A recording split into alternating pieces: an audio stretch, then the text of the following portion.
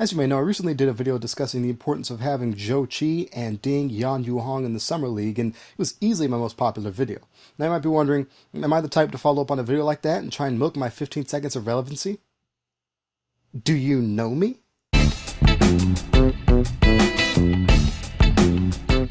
In all seriousness, this is a topic I'm still very passionate about. The season's about to start, so let's see where we're at with these players, starting with Qi. Qi joined the Houston Rockets for the Vegas Summer League. Of the three leagues, Vegas is the top rung. This is where the rosters generally feature top rookies and players on the cusp of making a roster. Qi was the starter for the Rockets, and really there were two stories for him. His first game, and then all the games after that. In his first game, Qi flashed offensive potential. Qi scored 17 points, shooting 7 of 13 and 2 of 6 from beyond the arc. At 7'2", he could put the ball on the floor. Defensively, he showed good shot blocking instinct, even if he was slow to rotate at times. He showed the shooting stroke and agility that had been touted, and if he'd kept that up, we'd be having a much different conversation about him right now. Unfortunately, he did not maintain that shooting. Over his next 4 games, Qi shot 15% from the field, 6% from 3, and averaged 3.5 points per game. Now, admittedly, part of his problem was the role in the offense. The Rockets often had him away from the play, which is odd to me. It did help with spacing and will continue to do so if he starts hitting shots again, but it seems like he was an afterthought. It's possible that he doesn't quite know the playbook yet, or they were keeping it real simple for Summer League, or he just didn't have the conditioning coming in, etc. There's various reasons. The Rockets do space the floor, but even in a Rocket system, I would imagine he'd eventually have more of a role than a complete decoy. That's something to keep an eye on going forward. Now defensively, Qi played pretty decent. His size is a problem for the NBA, and he does a good job of putting his hands up and using his imposing figure to bother shots. So let's take a look at this play here. It's a good example of his defensive potential. He gets switched onto Josh Jackson, who is a top prospect at the wing position. Qi uses his quick feet, length, and instincts to block the shot. He will also get a number of weak side blocks because of his length and quickness, and he has good shot blocking instincts. He does need to work on his positioning though. But his greatest immediate weakness, besides the shooting, which if he can't shoot, he will not play in this league, but if he can shoot, he will play. But his greatest weakness outside of that, and say it with me now, is his weight. He is rail thin, and he needs to put on muscle. He gave up good position on defense, was sealed out of rebounding position, and maybe most disturbingly, players who were driving to the basket went right through him. I mentioned his age in my last video. Hopefully he is his actual listed age and is younger, and that frame will fill out naturally. Even with his struggles, the physical talent that he showed was tantalizing. It's not often you get somebody whose size who can run the floor and handle the ball like that. But I do have one final issue. Qi is going to get buried on a Rockets team that has title aspirations. So far he's averaged less than 7 minutes in the preseason. He's not going to get a lot of time at NBA speed unless there's an injury. I would love to see Qi spend most of his season down in the G League, getting reps at a near NBA speed. It will allow him to grow, and it will allow the Rockets to better understand his capabilities going forward. The good news for Qi is that his contract is already inked. That's not the case for our next player. Ding Yanyu Hong projects to be a small forward who caught on with the Mavericks this Summer League. He is the CBA's reigning MVP, and he started out in the Orlando Summer League, played all the way through Vegas, which is a good sign. In my opinion, Ding showed out all summer. At 6'7" and a stocky 205, Ding has NBA size. Does the rest match? Sort of. To stick in the association for a long time, you have to have at least one great, valuable skill. That's how you have a long career. Look at guys like Kyle Korver. And Ding potentially has one.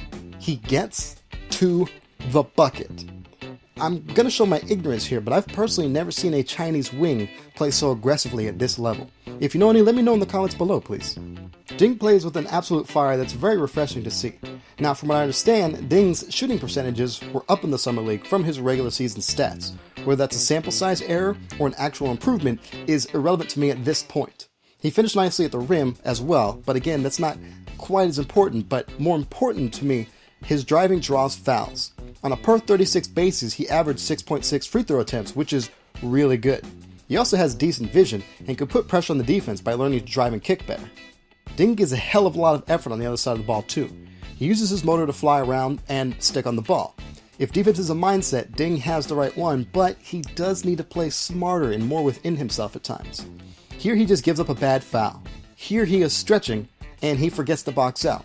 And on defense, we see his biggest flaw, or his most obvious flaw. He doesn't have world-class athleticism.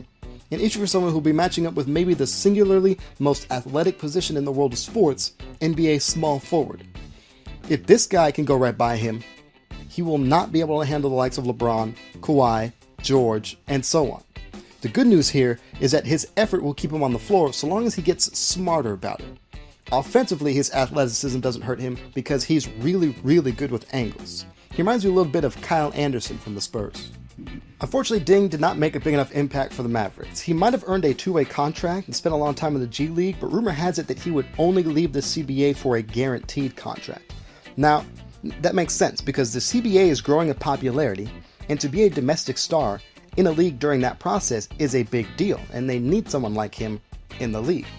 That said, I really hope Ding finds his way out of the CBA sooner rather than later.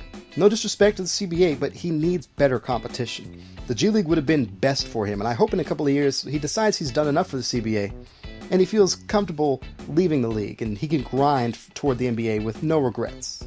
So of the two, Chi will have the better immediate opportunity. He has a guaranteed contract, and he's on a team that can maximize his talents in a unique way because they put up a lot of threes.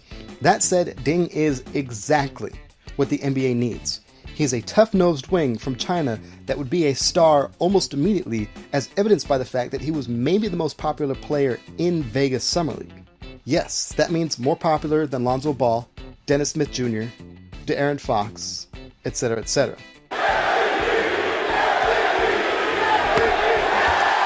Okay, they're chanting MVP in the building. And Ding coming back. Ding will check into the ball game. Fans go nuts.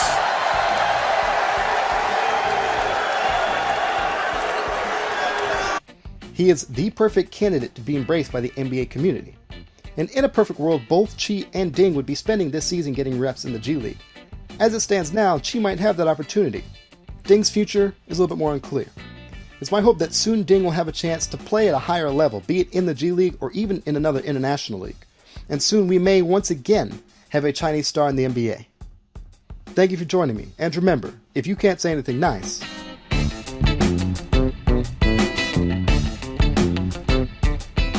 hey guys, thanks for watching. Let me know what you thought about in the comments below. Do you agree with me on both Chi and Ding?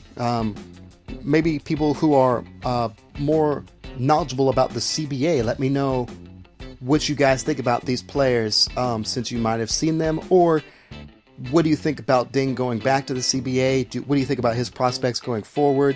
Just give me your general thoughts. If you enjoyed this video and you want to see more, please feel free to subscribe. I do basketball, but I also do video games. I do martial arts movie reviews, just kind of stuff that I find interesting, I like to do. So if you're interested, feel free to subscribe. It helps me out a lot.